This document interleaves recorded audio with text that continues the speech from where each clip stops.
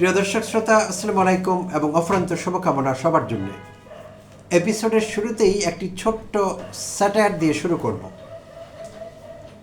আমাদের জাতীয় সংসদে একজন সংসদ সদস্য এবং একজন স্পিকারের মধ্যে একটি কল্পিত কনভারসেশন, এটি একটি স্যাটায়ার। আমি বলে নিচ্ছি, এটিকে খুব সিরিয়াসলি নেবার দরকার নেই। স্যাটায়ারটি দিয়ে শুরু করব, তারপর সিরিয়াস আলোচনা আসছি। প্রিয় দর্শক শ্রোতা, এই এপিসোডটি খুব খুব গুরুত্বপূর্ণ হতে যাচ্ছে, তাই দয়া করে প্রথম থেকে শেষ অবধি দেখবেন, সবাইকে অনুরোধ করছি। আর লাইক কমেন্ট শেয়ার করে পাশে থাকবেন। আর যদি আপনি প্রথমবার দেখছেন আমার চ্যানেলটি, দয়া করে সাবস্ক্রাইব করবেন। তো যেটি বলছিলাম, স্যাটায়ার দিয়ে শুরু করব, কল্পিত এটি ইমাজিনারি কনভারসেশন। তো একজন সংসদ সদস্য স্পিকারের সঙ্গে কথা বলছেন। এইভাবে শুরু হচ্ছে আলোচনাটি। মাননীয় স্পিকার, আমার একটা প্রশ্ন আছিল। স্পিকার বলছেন, মাননীয় সংসদ সদস্য, আপনি কি পয়েন্ট অফ অর্ডারে কথা বলতে চাচ্ছেন? মাননীয় স্পিকার, কি কইলেন বুঝি নাই। আমি প্রশ্ন করুম, আপনি উত্তর দিবেন, সিম্পল। না মাননীয় সংসদ সদস্য, বিষয়টি এরকম নয়। সংসদের যে রুলস অফ প্রসিজার আছে বা রুলস অফ বিজনেস, সেই অনুযায়ী। মাননীয় স্পিকার, কি কইলেন বুঝি নাই, বাংলায় কন। আচ্ছা বলছিলাম সংসদের যে কার্যপ্রণালী বিধি আছে সেই অনুযায়ী। মাননীয় স্পিকার, আগেরটাই তো ভালো আছিল, ইংলিশেই কন। আচ্ছা মাননীয় সংসদ সদস্য, বাদ দিন এসব, আপনার কি প্রশ্ন বলুন তো। আচ্ছা, আমার প্রশ্ন হইল, আমার পোলারা আমার বাড়ির ছাদের উপরে, আমার বাড়িটা কইলাম 6 তলা মাননীয় স্পিকার, আর আমার কইলাম একটাই বাড়ি না, 7-8টা বাড়ি, আর অনেক ব্যবসা আছে কইলাম আমার। মাননীয় সংসদ সদস্য, এইসব কথা আমরা পরে শুনব, আপনার প্রশ্নটি করুন। হ্যাঁ মাননীয় স্পিকার, আমার বাড়ির ছাদের উপরে আমার পোলারা বন্ধুবান্ধব লইয়া আমোদ ফুর্তি করে, বড় বড় স্পিকার চালায় গান শুনে। তো এইখানে দেখি প্রত্যেক দিন আপনাদের সবাই মাননীয় স্পিকার করে, এটা তো বুঝতে পারলাম না। স্পিকার দিয়ে তো গান শুনে, গান বাজায়, আমোদ ফুর্তি করে, আপনি কি লেগে স্পিকার হইতে যাইবেন? আপনি তো একটা জলজন্ত মানুষ। মাননীয় সংসদ সদস্য, এই স্পিকার সেই স্পিকার নয়। এই স্পিকার হলো সংসদের সভাপতি। তো দুটো বিষয় আলাদা। আচ্ছা, আমার এইটাই প্রশ্ন আছিল, এত কথা কইয়া লাভ নাই। প্রিয় দর্শক শ্রোতা, যদিও আমি বলে নিয়েছি এটি একটি কাল্পনিক কনভারসেশন, এমন কনভারসেশন আমাদের মহান জাতীয় সংসদে অতীতে হয়েছে। এক্স্যাক্টলি এই ভাষায় এই টপিক নিয়ে হয়নি, একটু ভিন্ন ধর্মী টপিক নিয়ে এরকম বক্তব্য কিন্তু আমাদের সংসদে হয়েছে অতীতে। অর্থাৎ সংসদ সদস্যরা জানতেন না কী নিয়ে তারা কথা বলছেন, কখন কথা বলছেন, কেন কথা বলছেন। এটি তাদের অনেকেরই জানা ছিল না, কারণ তাদের শিক্ষাগত যোগ্যতা অনেকেরই সেই পর্যায়ে ছিল না। অতীতের সংসদগুলোতে পরিস্থিতি আরও মিজারেবল ছিল, এখন কিছুটা ভালো, তাও পুরোপুরি ভালো সে কথা বলা যাবে না, কিছুটা ভালো। এখনকার সংসদগুলো হাসিনার গত 3 আমলের, এবং যদি ত্রয়োদশ জাতীয় সংসদ বলি, সংসদ সদস্যদের অনেকেই বাই ডেফিনিশন এডুকেটেড, অর্থাৎ তাদের BA ডিগ্রি আছে। কারো কারো ডিগ্রি পারচেস করা আমি দেখেছি, হলফনামা এটা ওটা ঘেটে দেখেছি। তারা যে ডিগ্রি দিয়েছেন আর যেসব বিশ্ববিদ্যালয়ের নাম উল্লেখ করেছেন, এর মধ্যে 2-4টি বন্ধ হয়ে গিয়েছে, বাংলাদেশের প্রাইভেট বিশ্ববিদ্যালয়। তো টার্গেট করা 5-10 বছর 15 বছরের টার্গেট করেছিলেন যে আমার একটি PhD ডিগ্রি লাগবে, স্নাতকোত্তর লাগবে, লিখতে হবে হলফনামায়, এইভাবে অনেকের ডিগ্রি নেওয়া। তো যাই হোক, এজন্য বলছিলাম যে অনেকেই by definition educated, but in true sense of the term they are not. প্রকৃত অর্থে তারা মোটেই শিক্ষিত নন। এবং আমি চ্যালেঞ্জ করে কথা বলতে পারি, আমাদের সংসদ সদস্যদের অনেকেই তাদের কি কাজ তা জানেন না। সংসদ সদস্যদের যে ম্যানুয়াল আছে সেইটি ভালো করে পড়েননি, পড়লেও বুঝেন না, কিংবা বুঝেননি। অনেকেই বলেছি, কিন্তু সবাই না। হাইলি এডুকেটেড এবং সব কিছু বুঝেন, জানেন, আন্তর্জাতিক মানের যোগ্যতা আছে এমনও 2-4 জন আছেন। তো তারা ব্যতিক্রম তো উদাহরণ হতে পারে না। আচ্ছা, তো এখন যেটি বলছিলাম, তারা অনেক কিছু জানেন না। তাই কোনটি পয়েন্ট অফ অর্ডার, কোনটি বিধি, কোন বিধিতে দাঁড়িয়ে কত বিধিতে কথা বলতে হয়, প্রশ্ন করতে হয়, কোনটি তারকা চিহ্নিত প্রশ্ন, এইসব অনেকেই বোঝেন না, বুঝবার কোনো কারণও নেই। আচ্ছা, অতীত সংসদগুলোতে দেখেছি এমনও গেছে 5 বছরের সংসদের টার্ম শেষ হয়েছে, 5 বছরের মধ্যে কোনো কোনো সংসদ সদস্য একটি বারের জন্য সাহস করে দাঁড়াননি জাতীয় সংসদে, দাঁড়িয়ে তার নিজের কিংবা এলাকার কিংবা দেশের স্বার্থে 1-2 কথা বলবেন, এমন সাহস অনেকের ছিল না। আমরা কিন্তু দেখেছি সেগুলো। প্রিয় দর্শক শ্রোতা, আপনারা নিশ্চয়ই আমার সঙ্গে একমত হবেন।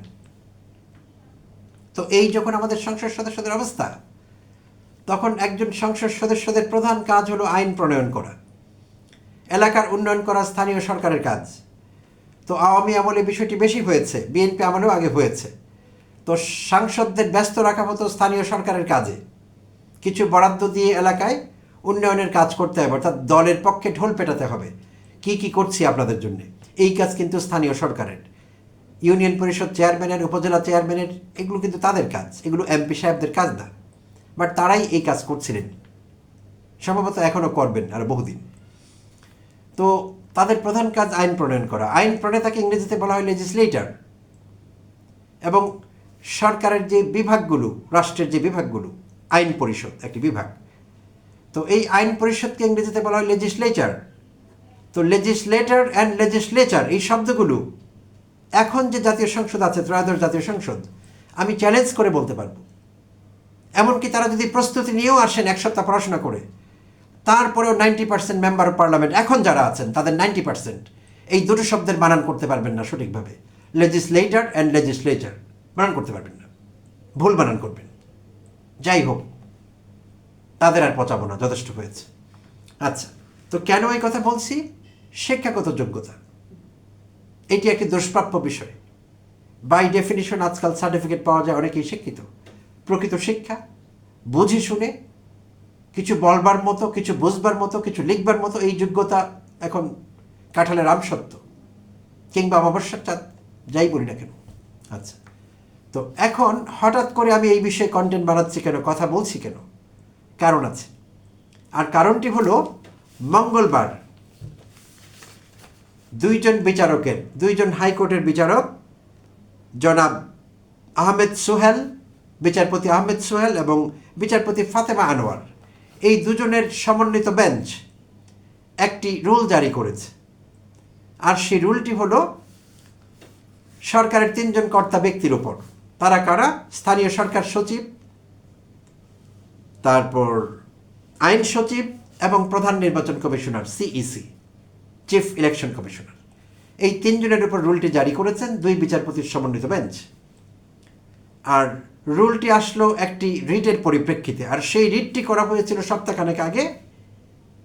2জন আইনজীবী সেই রিটটি করেছিলেন, আইনজীবী কাজী ফেরদৌসুল হাসান এবং আইনজীবী তানভীর আহমেদ খান। এই 2 আইনজীবী 1 সপ্তাহ আগে একটি রিট করেছিলেন হাইকোর্টে। আর রিটের বিষয়বস্তু ছিল 2009-এর ইউনিয়ন পরিষদ আইনের 26 ধারা অনুসারে, যেখানে একজন ইউনিয়ন পরিষদ নির্বাচনে প্রতিদ্বন্দ্বিতাকারী প্রার্থী কি যোগ্যতা ধারণ করবেন, শিক্ষাগত যোগ্যতা তার কতটুকু থাকবে, কতটুকু থাকবে না, এই বিষয়গুলো ব্যাখ্যা করা আছে 2009-এর ইউনিয়ন পরিষদ আইন 26। তো সেখানে শিক্ষাগত যোগ্যতার কোনো বার রাখা হয়নি। আইন আছে, অনেক কিছু আছে, কিন্তু শিক্ষাগত যোগ্যতা সম্পর্কে কোনো কিছু মেনশন করা নেই। তাই সেই 2 আইনজীবী এই রিটটি করেছেন গত সপ্তাহে, যে 2009-এর এই ইউনিয়ন পরিষদ আইনের 26 ধারার অধীনে যাতে এমন একটি রুল জারি করা হয়, নির্দেশ দেওয়া হয়, যে নির্দেশে বলা থাকবে যে কেউ যদি আগামীতে ইউনিয়ন পরিষদ চেয়ারম্যান হতে চান, প্রতিদ্বন্দ্বিতাকারী প্রার্থীরা, তাদের ন্যূনতম শিক্ষাগত যোগ্যতা থাকতে হবে স্নাতক, ব্যাচেলার ডিগ্রি থাকতে হবে ন্যূনতম। ব্যাচেলার, যদি কারো যদি মাস্টার্স থাকে ভালো, মিনিমাম ব্যাচেলার ডিগ্রি। তো এই মর্মে রিট করেছিলেন, আর সেই রিটের উপর আদেশ দিয়েছেন, রুল জারি করেছেন মঙ্গলবার। তিনজনের কথা বললাম, স্থানীয় সরকার সচিব, আইন সচিব এবং সিইসি, এবং তাদেরকে সময় বেঁধে দেওয়া হয়েছে 4 সপ্তাহের মধ্যে রুলের জবাব দিতে হবে যে কেন তাদেরকে নির্দেশ দেওয়া হবে না আগামীতে ইউনিয়ন পরিষদের চেয়ারম্যান পদে প্রতিদ্বন্দ্বিতাকারী প্রার্থীদের শিক্ষাগত যোগ্যতার ন্যূনতম ব্যাচেলর নির্ধারণ করবার ক্ষেত্রে বাধ্যবাধকতা কেন তারা সৃষ্টি করবেন না, আর এই জন্যে তাদের উপর কেন নির্দেশ দেওয়া হবে না। এই ছিল রুল। তো এখন কথা হলো, খুব ভালো কথা, গণমাধ্যমে এসেছে, ব্যাখ্যায় আরও যা জানতে পেরেছি, তারা বলেছেন এই 2 আইনজীবী এবং তাদের পক্ষে যারা রিটের শুনানি করেছিলেন তারা দাবি করেছেন যে চেয়ারম্যানদের অনেক গুরুত্বপূর্ণ কাজ করতে হয়, শিক্ষাগত যোগ্যতা ছাড়া এই কাজগুলো ঠিকভাবে করতে পারবার কথা না। তাতে করে তাদের ডে টু ডে অপারেশনে ক্ষতি হচ্ছে, মানুষের ক্ষতি হচ্ছে, মানুষ ক্ষতিগ্রস্ত হচ্ছেন, সিস্টেম ব্যাহত হচ্ছে, এইসব প্রতিকূলতাগুলো আসছে। তো এখন এই রিটটি খুবই গুরুত্বপূর্ণ। আমি 2 আইনজীবীকে অন্তর থেকে ধন্যবাদ জানাই একেবারে। I thank them wholeheartedly, sincerely. তারা একটি চমৎকার কাজ করেছেন, আমাদের সামনে চোখে আঙুল দিয়ে একটি গুরুত্বপূর্ণ বিষয় তুলে ধরেছেন।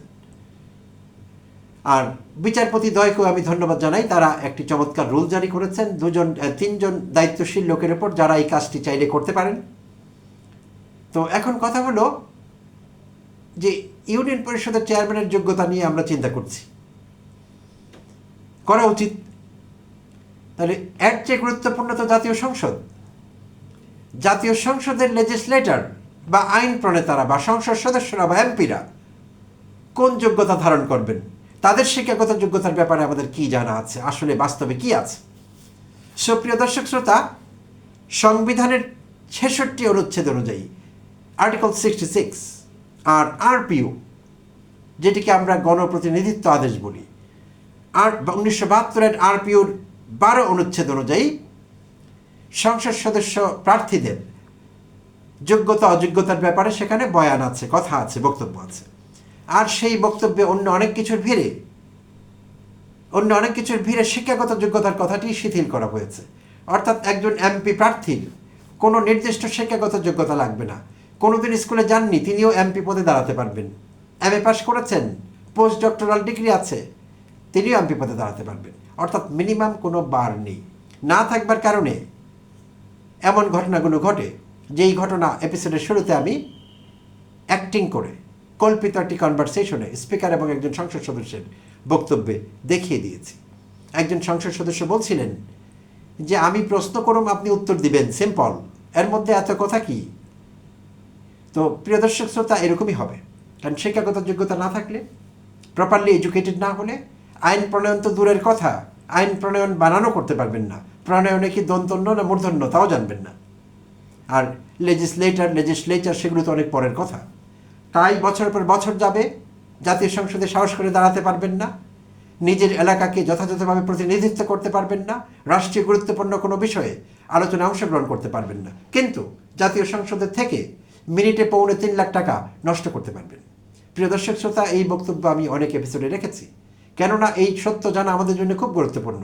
আমি চাই বাংলাদেশের 18-20 কোটি মানুষ, একজন কৃষক থেকে শুরু করে দোকানদার, চা বিক্রেতা এবং শিক্ষিত লোকেরা যে যেই পজিশনে আছেন, প্রত্যেকে এই সত্যটি জানুন যে জাতীয় সংসদকে অপারেট করতে, সেখানে প্রতিদিন যেসব কাজ হয়, এই কাজগুলো করতে প্রতিদিন জাতীয় সংসদে প্রতিটি মিনিটের খরচ পড়ে 3.25 লক্ষ টাকা।